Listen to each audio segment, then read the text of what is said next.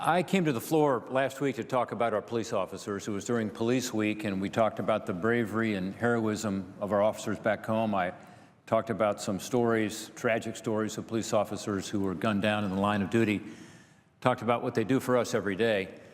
Today, I want to talk about an issue that is actually endangering their lives and the lives of so many in our communities, but specifically law enforcement.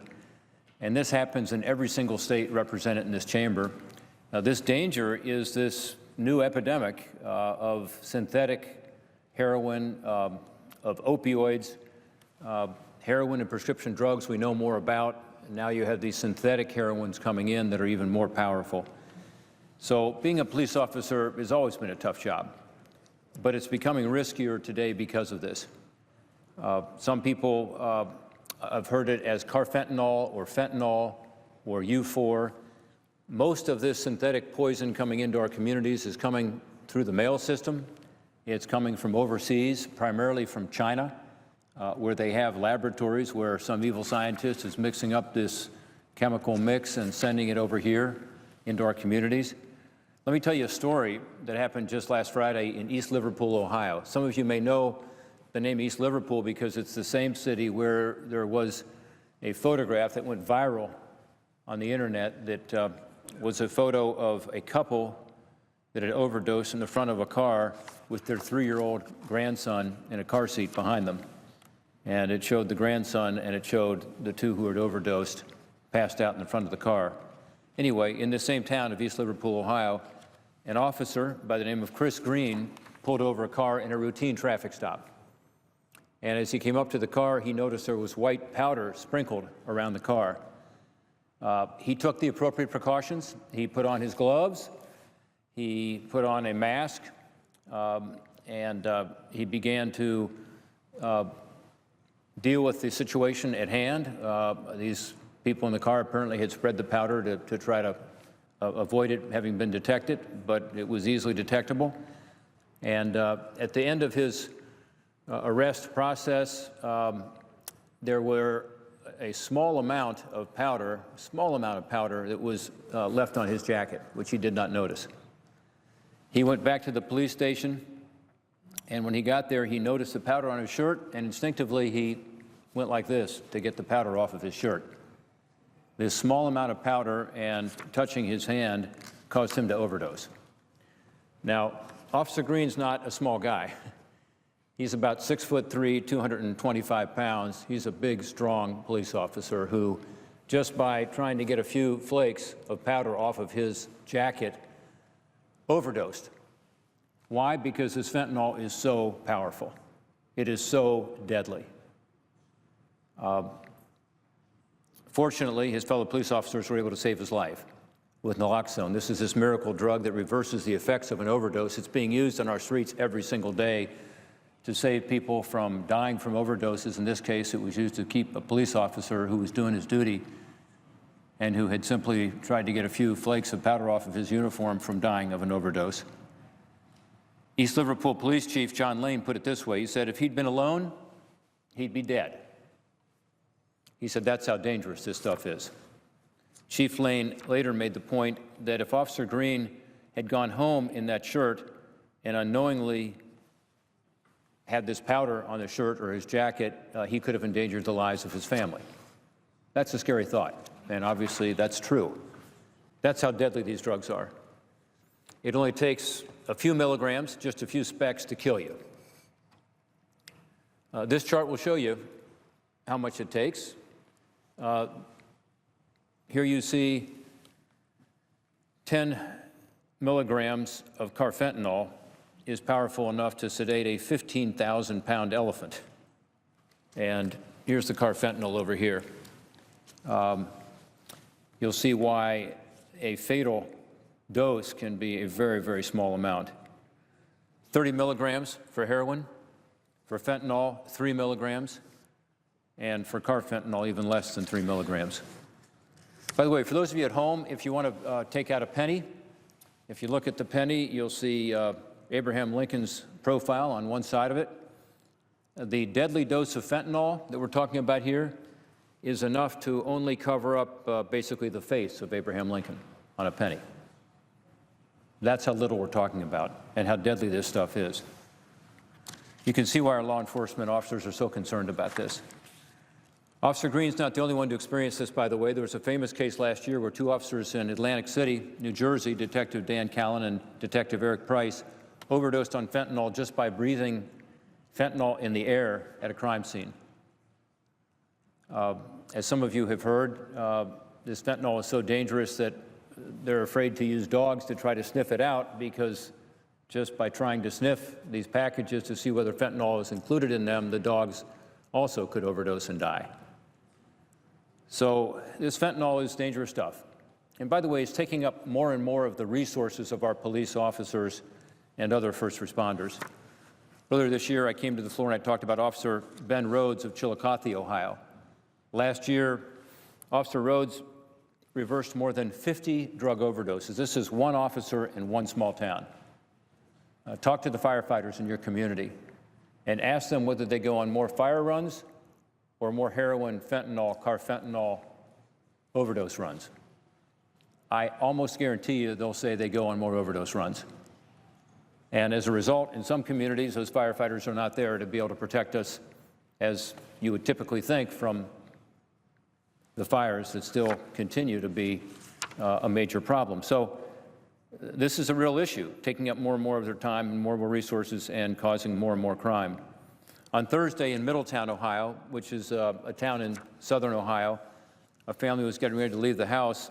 In fact, they'd already strapped their 3-month-old baby into a car seat, and not clear whether they had shot up with heroin before they put the baby in the car seat or after, but they went back into the house and they overdosed in the house. So they've got the baby in the car seat in the car, they've overdosed in the home. They have another son who's 5 years old, and he runs out of the house barefoot, goes to a neighbor's house, goes to his stepfather's home, which is a few blocks away, and yells at the door, "Mom and Dad are dead. Mom and Dad are dead." The step-grandfather called the police, and they rushed over to the scene. They were able to revive the boy's dad with naloxone. They used 7 doses of naloxone on the mother, but she still couldn't wake up. And from talking to police officers about this, they tell me that's a very good sign that this involved fentanyl, perhaps carfentanil, because after 2, 3, 4, 5, 6, 7 doses of it, she still could not be revived. Fortunately, police rushed her to the hospital, where they were finally able to bring her back.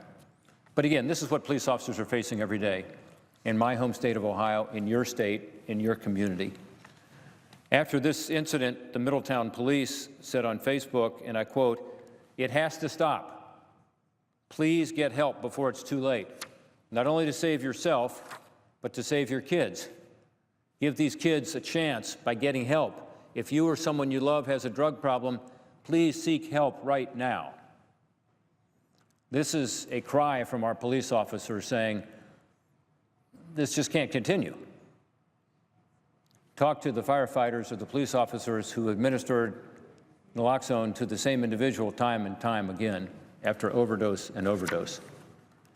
These brave officers and police officers around the country are feeling overwhelmed. It's the #1 cause now of accidental death in the United States of America, that is drug overdoses. It's now surpassed car accidents. It's way surpassed gun violence. In the last 3 years, more Americans have died of drug overdoses than died in the Vietnam War. More Americans are dying of drug overdoses now than died of AIDS at the peak of the AIDS epidemic in 1995. So this year, in 2017, more people will die from overdoses from opioids than died from AIDS at the peak in 1995. Another tragedy. According to an article in the New York Times, more than 4 times as many people are dying every day from this epidemic than were dying of drug overdoses at the peak of the crack cocaine epidemic. So when I say it's the worst drug crisis we've faced in this country and that it's an epidemic, it's not overstating it. The Fraternal Order of Police and the major county sheriffs of America are actually focused on this issue, and they want better tools to be able to at least try to stop some of this poison, the fentanyl, the carfentanil, from coming into our communities.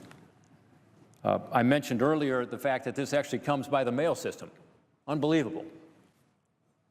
And it doesn't come by all mail systems. It comes through the U.S. mail system, as opposed to the private carriers like FedEx or UPS or DHL or others. And one reason is because our mail system in the United States does not require the kind of advance notice of where the package is from, what's in it, where is it going, that the private carriers require. So where do the traffickers go? They go to our mail service, the U.S. Postal Service, and the Postal Service in the country that interacts with and connects with our Postal Service. This is why the Fraternal Order of Police, major county sheriffs of America, and other law enforcement are saying, help us by passing legislation called the STOP Act. The STOP Act is to help stop traffickers from bringing these deadly poisons into our communities, the kind of stuff that caused Officer Green to overdose. Fentanyl and these other synthetic drugs are not just coming in from overseas, they're coming in through our mail system. So what we're saying in the STOP Act is, let's close the loophole. Let's say that the mail system here in the United States has to say the same thing that other private carriers say to the carriers, which is, if you want to ship something through our system, that's fine, but you got to tell us what's in it. You got to tell us where it's from and where it's going. Otherwise, they just can't effectively stop these packages. It's like finding the needle in a haystack. I talked earlier about the difficulty of detecting it and how poisonous this is, and sniffing dogs can't be used because of the potential of them overdosing and dying. It's also very difficult for our officers to find these packages without some information. Expert testimony, including that from the Secretary of Homeland Security, General Kelly, from Customs and Border Protection, from the folks at DEA, all reaches the same conclusion, which is that this policy change would make it easier for law enforcement to detect suspicious packages of fentanyl, carfentanil, other synthetic drugs, and help keep this poison out of our country. Support for this legislation, by the way, is bipartisan, and it's growing. We've now got 16 co-sponsors in the Senate, 8 Democrats, 8 Republicans, completely bipartisan. In the House, Congressman Pat Tiberi of Ohio and Richie Neal of Massachusetts, Republican and Democrat, have introduced bipartisan companion legislation. They now have 128 co-sponsors. Support is building. It's just such an obvious way to help push back. Is it the silver bullet? No. There's not one silver bullet. We do need to do more in terms of prevention and treatment and recovery and help our law enforcement more to ensure they have that naloxone to be able to save lives. But at least let's stop some of this poison coming in. And let's at least increase the cost of the fentanyl, because one reason you see this big increase in overdoses from fentanyl and carfentanil and traffickers using more of it is because of the cost. And at the very least, by helping our law enforcement, give them the tools they need, we can stop some of it and increase the cost of this on the street. So I urge my colleagues to join me in supporting the STOP Act. We have a hearing on this legislation on Thursday this week in the Permanent Subcommittee on Investigations. We have experts coming in, law enforcement officers who care a lot about their colleagues, and I talked about what a danger this is to them, what a danger it is to our community. It's time for us here in the United States Senate to stand up and to take this important step, not the silver bullet, but an important step to be able to help save lives and make our communities safer.